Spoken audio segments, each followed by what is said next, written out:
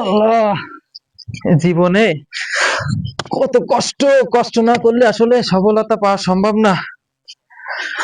আহ, উম, কি কষ্ট এই পরের কামলা দেওয়া, পরের চাকরি, পরের কাজ, আসলে একটা অন্যরকম বিষয়। এই যে এত পড়ালেখা করে শিক্ষিত হয়ে বড় বড় সার্টিফিকেট বের করে এই যে পরের ক্ষেত্রে কামলা দিচ্ছে।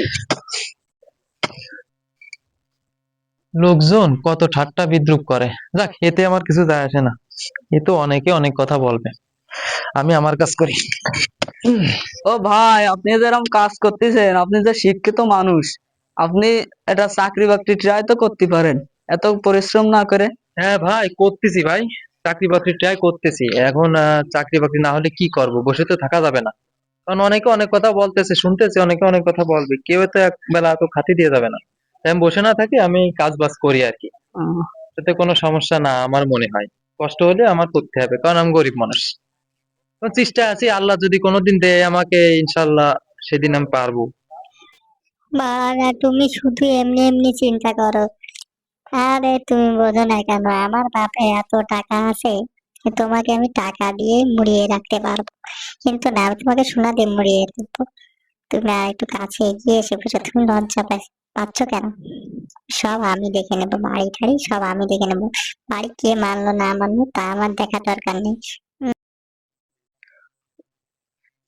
এ মতি, এই শুনে যা, এই আমি যে তোরে বলিলাম যে সোয়াবিনের ভিতর পাম অয়েল তেল ঢেলে দিতি, তুই কি এটা দিচ্ছিস? হ্যাঁ ঠিক আছে। আর শোন, ওই যে আহ, আমি কিন্তু ব্যাংক থেকে কিন্তু অনেক লোন নিচ্ছি, ঠিক আছে, আমার প্রপার্টি সব কিছু বন্ধক রাখে। ঠিক আছে, এখন তুই ওইটা কিন্তু দেখে রাখবি। আর ওই যে কুয়েতে যাওয়ার জন্য ওই যে 6 লাখ টাকা অ্যাডভান্স নেওয়ার কথা ছিল, সেইটাও তো মনে হয় নিয়ে নিছিস।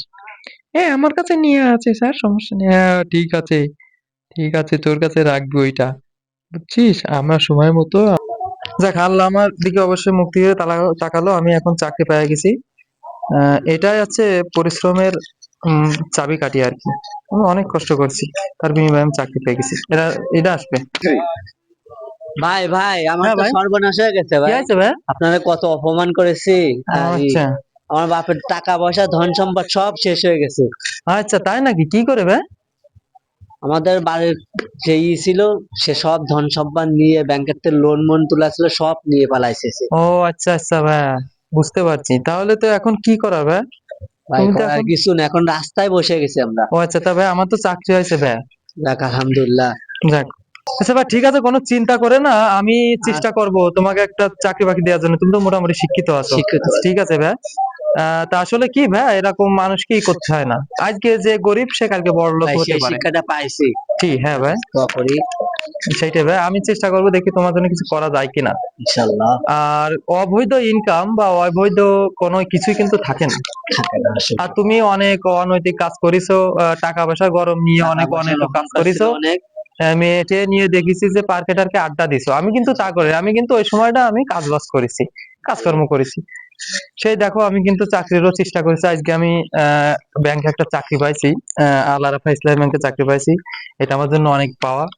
তো ঠিক আছে ভাই। ঠিক আছে ভাই, দোয়া করেন। হ্যাঁ। আসসালামু আলাইকুম আরহামতুল্লাহি অবরাকাতু।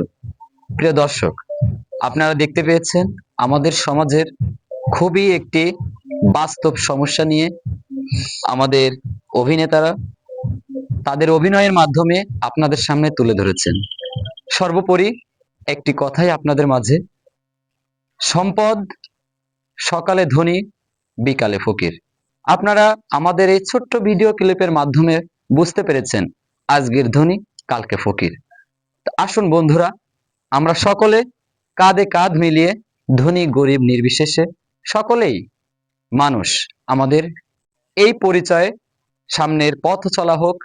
আমাদের এই ভাইরা, আমাদের অভিনেতারা যে সমাজের বাস্তব সমস্যাগুলো আপনাদের সামনে তুলে ধরছেন, আপনারা সকলেই তাদের পাশে থাকবেন, তাদের সাপোর্ট দিবেন, তাদের ইন্সপায়ার করবেন, তারা যেন তাদের কাজে আগ্রহ পায় এবং সমাজের ইতিবাচক দিকগুলো আপনাদের সামনে তুলে ধরতে পারে।